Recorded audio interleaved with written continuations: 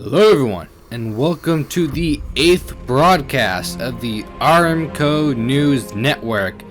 And we're coming to you live from our headquarters, located on board the Aurora-class dropship, the Lonely Air. And we are still in high orbit, helping with logistical concerns and making sure that you get news on the front. With that out of the way, let's get into today's story. Let's talk about each and every front in their own regard.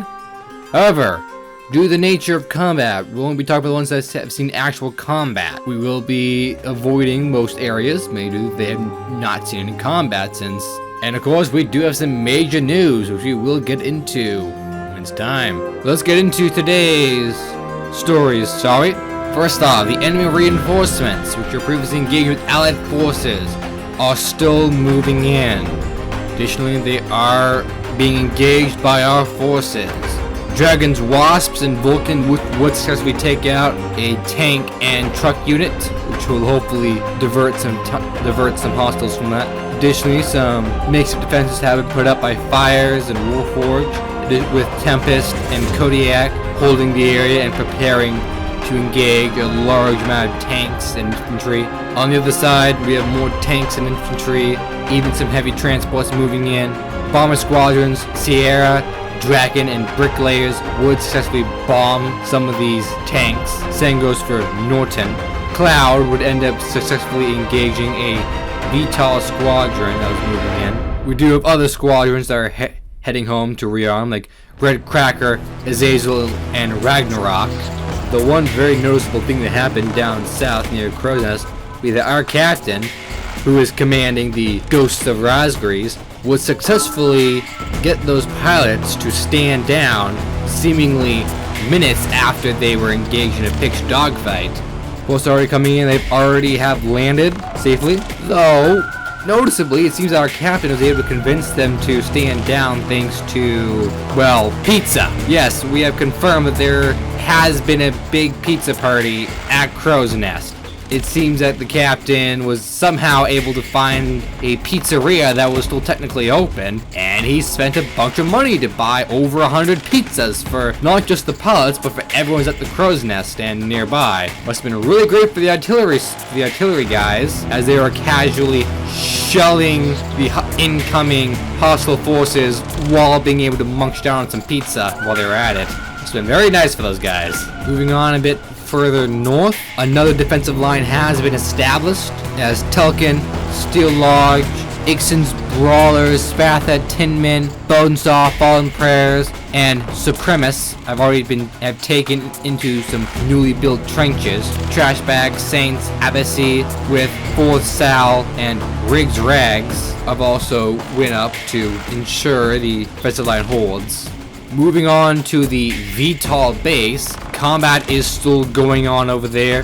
The area is largely secured, though Oilskins is still engaging some handful of infantry who are holed up in the VTOL facility. However, the area in it has been secured, though the hostile reinforcements are still there. However, they have largely been wiped out with their artillery units. Still, the tanks have been wiped out. They still have one of their mobile AA guns, just strapped onto one of the trucks. A few trucks with infantry and a full-on tank are still moving in, but that area is largely secured. Again, there are some infantry who are in the trenches too, but they're largely fine, thanks to the help of Blackwing, Forged, Crow, Neptune Titan, Wisp, Omen, and Zeta, softening them up and wiping others out. Now for our two biggest news stories. The Citadel. Ladies and gentlemen, we got it. The Citadel is ours. One of the biggest aspects for the Citadel would be Operation Freebird, which took place shortly after Blackout successfully completed its operation, thanks to Blackout causing a blackout, shutting down all turrets and especially the AA. Operation Freebird, the first wave, fired squadrons Dust, Tempest, Mage, Shrike, Revenant, Yangtze, Skyguard, Iron 14, Wasp, Blue Jays, Blackjack, Firefly, and Pig would successfully wipe out and clear the skies. And as soon as the area was clear, Bomber Squadrons Ghost, Yieldy, and Bombassador would bombed the area. If it moved and friendlies weren't there, they deleted it. They deleted everything. Additionally, VTOL squadrons, Bullets, Lights, and Harpy and Acolyte would move in to either secure friendlies and possibly drop off enemies if they had it. Same goes to Puffin, who would be landing on the airfield as soon as they got that up and running. But overall, it is a success. We have successfully stormed the area, and surprisingly there have been no operational casualties. Can confirm that several of our guys have taken casualties, especially the infantry.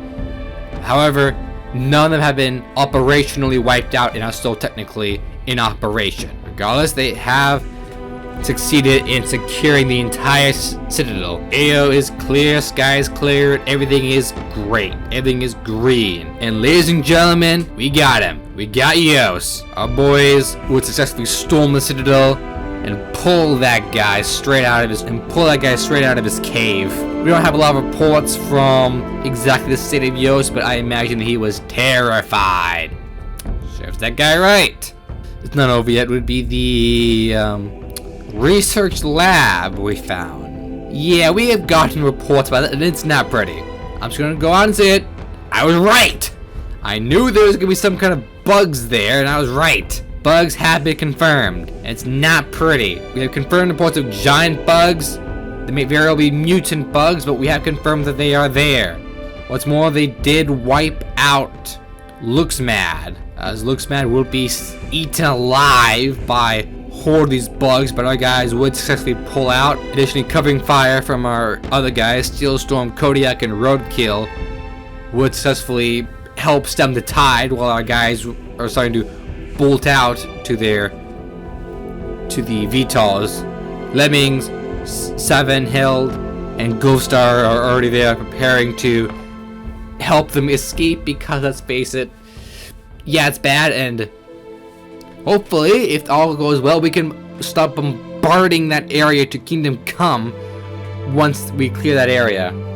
That is it for combat. However, we do have a major order from Shaq. That's simple. We're leaving, everyone. All units have been given an immediate evac order. We are to evacuate now. As of now, we have been given a total of 3 days to get out. However, this is not a universal 3 days. All aircraft are to evacuate in 2 days. Additionally, ground forces have been given some slightly extra leeway, as they do have an extra 3rd day to escape.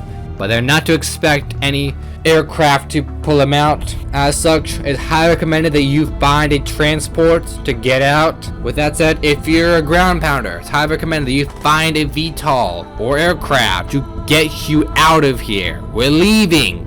We're not staying, and you may be left behind if you not hurry up and get to a transport. Additionally, I also recommend that you try to head south, as we have set up 2 evacuation zones.